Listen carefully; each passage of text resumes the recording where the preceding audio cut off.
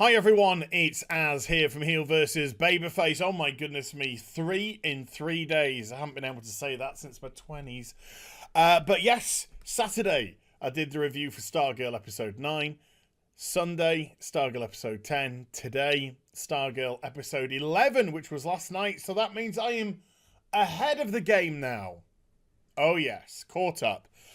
And this week's episode was very good. It was very good again, in a completely different way to episode 10, which was very action-packed, which was very sad, which had a nice little twist in it, which had some very good character development.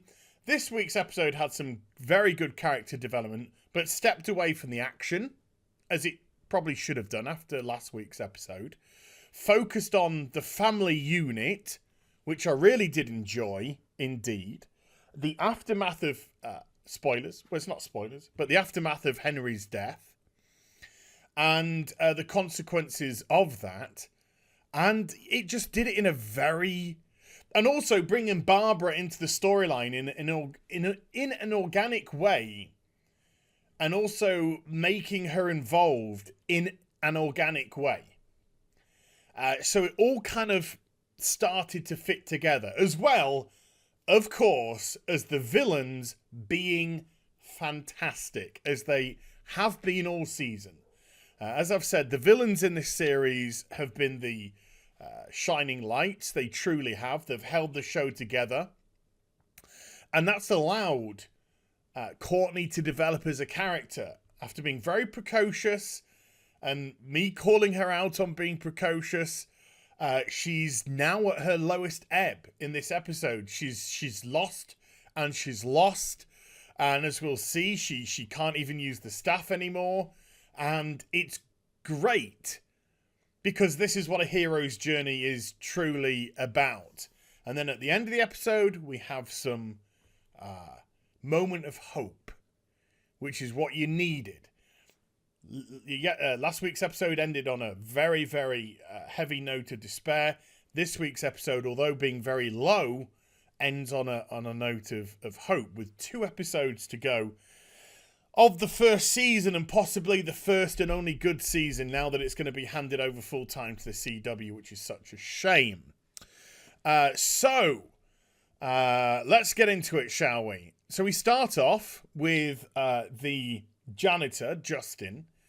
And he's walking down a country road. There's a farmer with a group of horses. He asks the farmer, have you seen a white steed with a heart of gold and eyes of fire? And the farmer's just like, I've told you to stop mucking out my horses. Get out of it. Get. Because he's clearly lost his badonka's mind. And then you can see that he's desperately trying to fight whatever is blocking his memories. And I really enjoyed this, and I'll tell you for why I really enjoyed this. I don't know if I'm right. I could be completely wrong here. But to me, this was kind of a metaphor for Alzheimer's. It was kind of a metaphor for people, somebody who was struggling to recall their life. And being so upset and caught up in it all. And I actually got quite emotional. Not because it was expertly written or anything like that. It was fine. But because I think the portrayal of this guy Justin here, it just shone through. It really shone through. You kind of really empathised with his inability to regain his memories.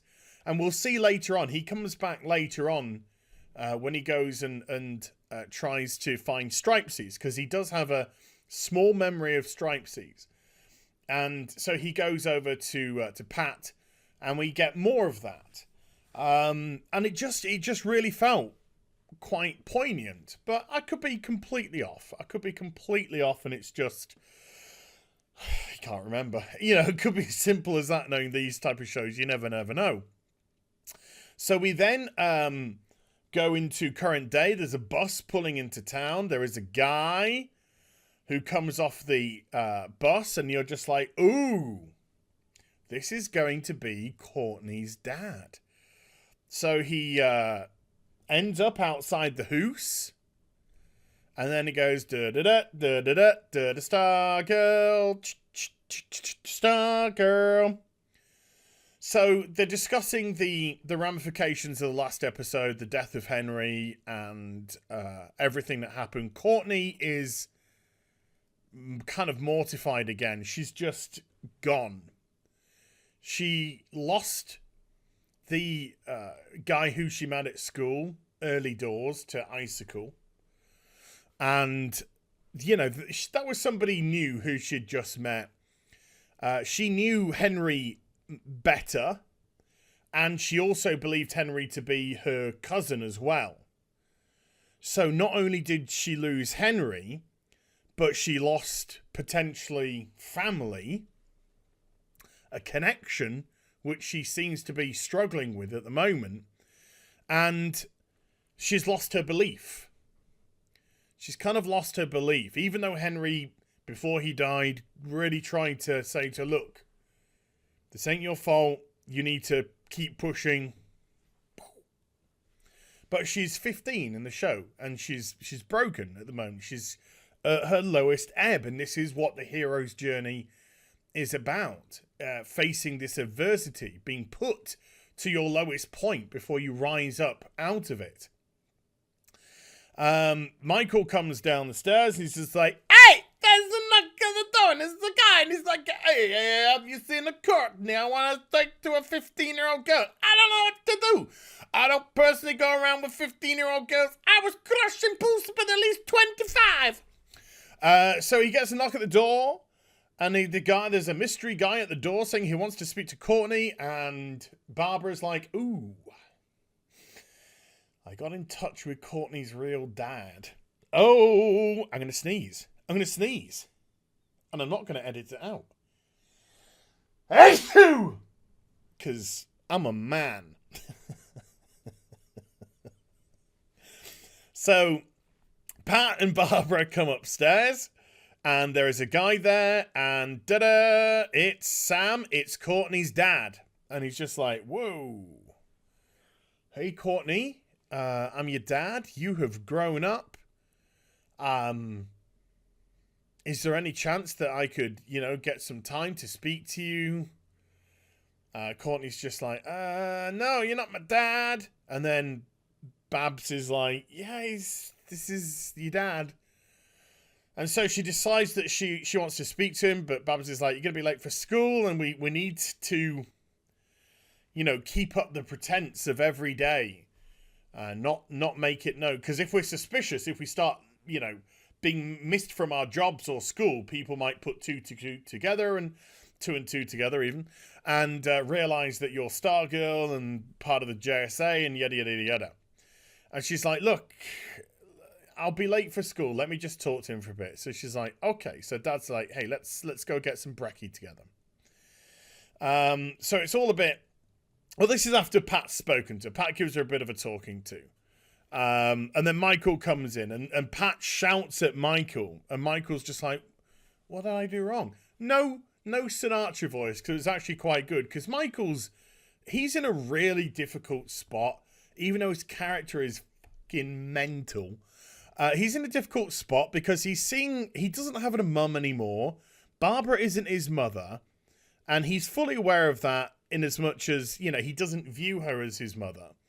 Whereas he's kind of getting very jealous of the fact that Courtney really seems to be bonding with Pat, and they do have a father-daughter relationship. And so he's kind of feeling pushed out from the family unit. So he's feeling very vulnerable. And these are all really good themes to discuss in stories. There's over 50% divorce rate in the world, I think now, or certainly in Western countries. And, broken families, single parent families. I come from a single parent family. I knew my father for 6 years of my life. That's it. And he was horrible. He was a horrible, horrible man. And so, I have my own, or used to, I'm over it now, but I used to have my own issues with single parent family and all that kind of stuff. So Michael's kind of like upset, and then Pat realizes that he, shouldn't have snapped at him.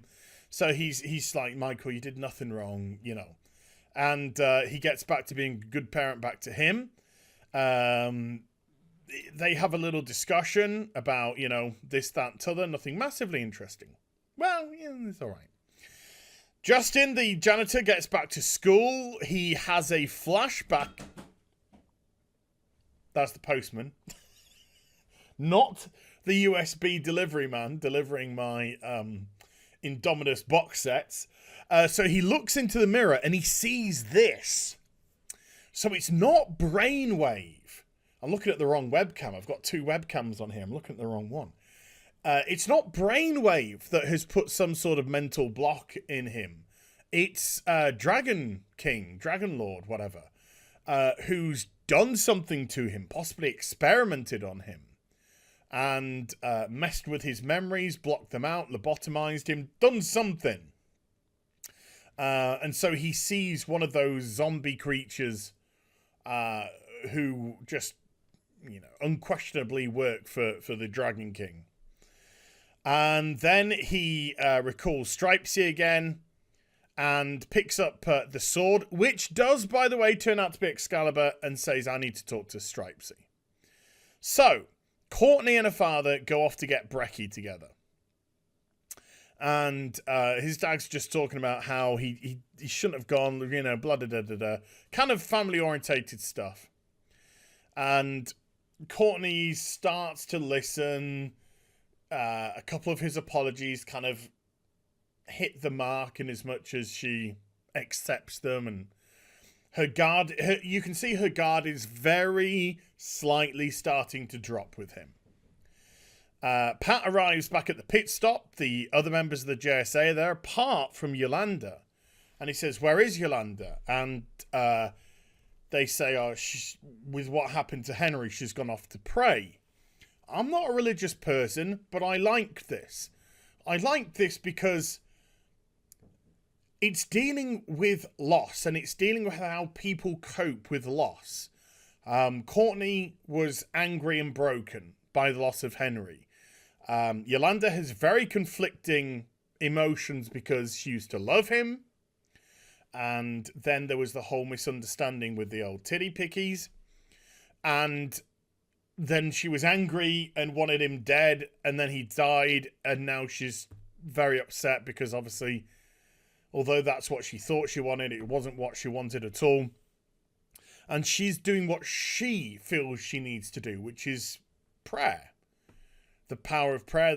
So I like it. I like that. Miserable guy doesn't really seem too bothered about anything. This character is terrible. Absolutely terrible so far. And then look at her. She's dressed like a dickhead. She just dresses like a dickhead, and this character is terrible too. If they sorted those out, they need to sort those characters out pronto. Yolanda's got something about her. She's not a great character, but she's got something about her, and it's a pretty decent actress who's playing her, and they could fix Yolanda pretty quick. And they've done some good stuff with her. The other two, not so much. So then we get Justin arrive at the garage, and he's like, Stripesy, I know that you're Stripesy, can you help me? And then he starts to see visions, and he sees the two members of the JSA, and Stripesy is actually the Dragon King, the Dragon Lord, whatever. And the two are like, so it looks like he's going to attack them, but Stripesy eventually talks him down, and it enables him to see through the hallucination and see Stripesy. So again, I felt very sorry for Justin, because again, I just have this feeling that this is talking about Alzheimer's. I really do. I don't know why I'm getting it. I just feel that that's where it's coming from. And the actor's playing it really well as a broken kind of a guy. Brainwave, who's awesome, is in the office with Icicle, who's awesome. And then they have a little chat, and Brainwave gets into Icicle's head, and he reads that he doesn't want to harm Barbara. And then Brainwave very coldly say, which is ironic, of course, because he's Icicle, very coldly says, I killed my wife and son for your vision. You need to get with the program. So Icicle's angry that he's in his head. He's like, get out of my head. And he's got his own little conflict. So it's a good little exchange between these two villains because they have a commonality. But I really like Icicle. There's just something about Icicle because you feel as if he's not evil. He's somebody who truly believes in his cause. And that's what makes the best villains. Not the maniacal, I'm a bad guy. It's the person who thinks he's right. That's why SJWs are filth, because they think they're right, but they're not. They're destructive and disgusting. Same with villains. That's what villains truly are. Whereas Brainwave is more of a classical villain in as much as his portrayal, but does it in a very good light, you know, in a very menacing kind of light. So that they're both absolutely fantastic. And he realizes that he's got to see what's more important, the family unit, a possible relationship with Barbara, or the mission. So Courtney and her father in a diner, that diner which is now a regular in the show, won't be next season, it'll be a horrible set. And they have a talk, you know, Courtney's still kind of been a bit guarded, but again, he gets through a couple of times. And then Courtney orders a waffle with strawberries, strawberry jelly, jam, whatever. And then the father orders the same, which makes her happy because he's mimicking what she gets. So, you know, he's doing soft manipulation. And, you know, he's using mirroring tactics to gain the trust of the other person, in which case is his daughter. So, Stripesy Pat hands Shining Knight, this is Shining Knight, and this is Excalibur, a picture of the previous group that they belonged to in an effort to see whether or not it would jog any memories. And it jogs a little bit, you know? And Pat's like telling him to tell him story. You used to be so good at telling stories. Tell me stories about, you know, years gone by, because this guy was apparently given Excalibur by King Arthur. So for all intents and purposes, he's thousands and thousands of years old. And again, it just reminded me of Alzheimer's, where, you know, you can remember something very clear that happened 50, 60 years ago, but you can't remember the people in front of your face. I don't know. It kind of emotionally hit me. Like I said, it just emotionally hit me this week with these, this type of story. So he recalls a couple of stories, and you know he gets very kind of confused and upset, and then he looks at the robot and says, "Wow, you constructed yourself a great suit of armor." Pat's like, "Yeah." So Babs and Pat, they're upset and they're confused because Pat's kind of like, you need to get the family out of here. You need to get Courtney out of here. You need to get Mike out of here and go. And, you know, leave sort of me here to try and sort this out. Barbara realizes that she doesn't want to go. You know, she's starting to realize that the Pat that fell in love with her is actually Pat that fell in love with her, not a hero or somebody who was using her to get through to Starman or anything of that kind of nature. Her love is kind of fighting through. And then we get this scene here, which is pretty heartbreaking. I saw it coming. I saw it coming too late, But when I saw it coming, I was like, oh no. And then it happened, and my heart broke a little bit, which is good storytelling. So her father starts telling her about, the locket. He's got a locket. She's got a locket. In her locket is a picture of him. In his locket is a picture of her. And he tells the story of these lockets were made many, many years ago. Very expensive to make. Because they were so personal that we were going to, hold on to them and hang on to them. And he's like, I'm so glad that you hung on to yours. And Courtney's like, yeah, I wear it all the time. I don't ever not wear this. And as soon as she's like that, I was like, oh no. And then it happened, and he was like, well, if you give me the locket, then I'm going to sell the lockets, both of them. And then I'll get a deposit that I can put on a house nearby, and then start to build a life. You can come over and visit. And then you realize what he's doing, and he's just like, oh no. He's just completely manipulated Courtney to give the necklace because it's worth some money. And this guy's a deadbeat. And I know there's going to be some people angry at the fact that oh great, it's another deadbeat dad. But the show kind of rectifies that shortly. So I'll go into that, soon enough. And Courtney, she's not stupid. She realizes what he's doing, but she says, sure, have the necklace. That'd be great if you can do that. Knowing that he's not, knowing that he's going to take these necklaces and she's never going to see him again. He's going to flog him. He's going to get some money. He's going to continue to do what he does. And she realizes she's been played. She feels like she's lost everything. Her father isn't what she wanted him to be. She thought her father was Starman. She thought her father was a hero. That's why she was so enthusiastic to carry on the line of, Starman to Stargirl. And her father turned out to be a nobody, a deadbeat, a manipulator, a bum. So she's now completely rock bottom. Everything that she expected from her father has been turned on its head.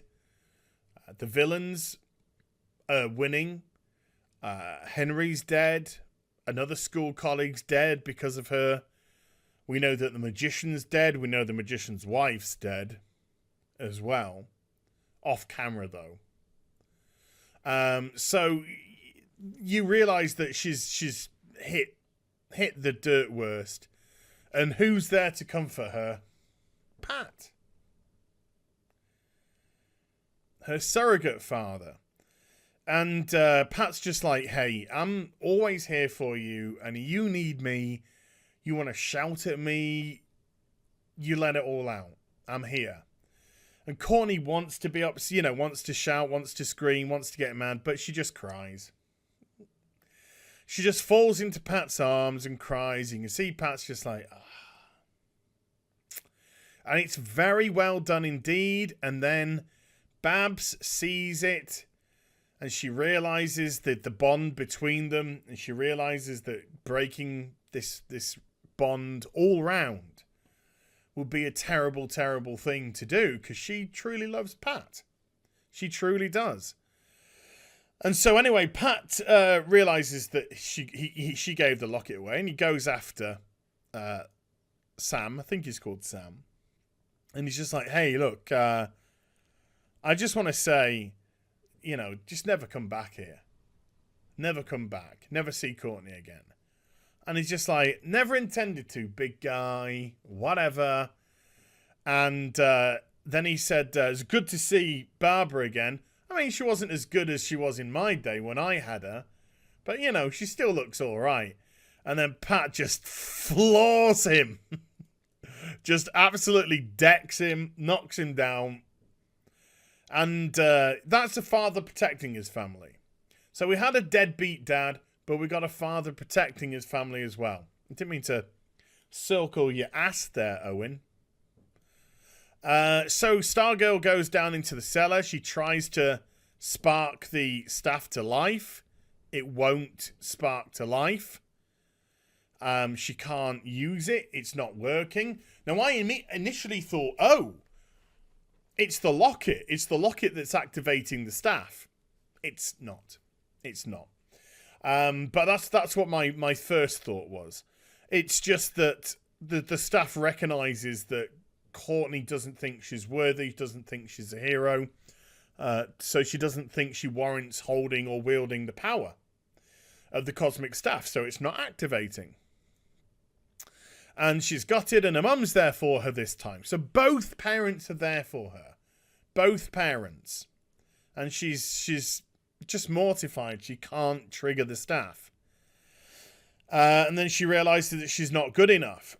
So Icicle goes to Barbara's desk. He calls up the IT department and asks for access into her computer and her deleted browser history to be restored. And then he sees that Barbara was looking into Starman. And Starman murdered by Icicle. So he realizes what he has to do. So we then go to school. This is less than 10 minutes left of the episode now. And we see our first shot of Yolanda. She comes in at only 9 minutes left of the show. And they're all just absolutely down. Well, Yolanda's crushed, obviously. Courtney's crushed. Chocolate Fireguard #1 is nondescript. And Chocolate Fireguard #2 is just useless. So it's not perfect because these two characters are hot garbage right now. Absolutely hot garbage. So they have a memorial at school for Henry. And the principal, or somebody anyway, says Henry's dad's here to say a few words. Now, obviously, that makes her angry because she knows that Brainwave killed Henry. And then when he's talking about the loss of a son and all that, then he psychically gets into Courtney's head and says, "Come after me. Come on, come after me." Because he remembers everything now. His memory has been completely restored. The 10 years which were lost are back. He knows that Courtney's Stargirl, and he's calling her out, and he's goading her at his own son's memorial. Great villain. Great villain. And Courtney is pissed. Absolutely pissed off. So Courtney uses this to try and fuel her. She goes back and tries to use the staff, and it's not working. And then her and Pat again have a great little chat. And then she comes upstairs and says, I need you. I need you both. And so they all go downstairs. And she kind of uses the power of her mother and Pat to buoy herself, to make her believe. And then the staff activates. And it activates clearly brighter than ever before. So the staff is recognizing that Courtney means business now, really means business. And maybe the staff's power levels are going beyond what they have. And then Justin comes down the stairs, sees the cosmic staff, sees the smile, sees the return, and he's just like, the Queen has returned. And it's great. It's great. It's that moment of hope that you needed. But instead of ending there, we end on this brilliant exchange between Brainwave and Icicle, which again I misread. I was happy to have misread it because Brainwave is looking at the ISA. In comes Icicle. You can hear the where Brainwave is reading the mind of Icicle. And he says, you made the right move, my friend. As in, we need to kill them all. We need to kill Courtney. We need to kill Barbara and Pat. And then when Brainwave walks past him, he says, Brainwave. And I'm like, oh, he's duped him. He's going to put his hand on his shoulder and then he's going to freeze him and kill him. And he's going to choose family. And then he says, kill the boy too. Kill Mike. We don't want any of the bloodline remaining. And I was like, oh!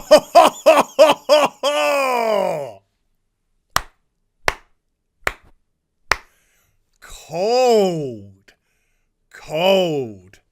Icicle and Brainwave. I could watch a show with these two. I could watch a show with these two all day long. All day long. They are great. Great villains. And that's where it ends for next time. Oh, and the timers are ticking down. Is that 12 hours, 43 minutes until the device goes off and 6 surrounding states, as well as the state they're in. So I think 7 states in total get mind controlled by Brainwave. So it was a very good episode again. I'm going to give this an 8 out of 10. An 8 out of 10. So the last couple of episodes have been exceptionally good, comparative. The show has got better in, the last couple of weeks. It's a shame that they have not quite developed the heroes. The villains are very developed and very good indeed. Pat's very developed and very good. Courtney's now getting very developed and she's doing a decent job as well. But there are some holes with that JSA. Big holes, which I don't think they're going to be able to fill this season. But still, great effort last couple of weeks. So I hope you enjoyed the vid. If you did, do give it a thumbs up. And also subscribe to the channel. Follow me on social media and YouTube for live streaming. Links are in the description box down below. And I'll be back with some more stuff very soon. You take care. Bye for now.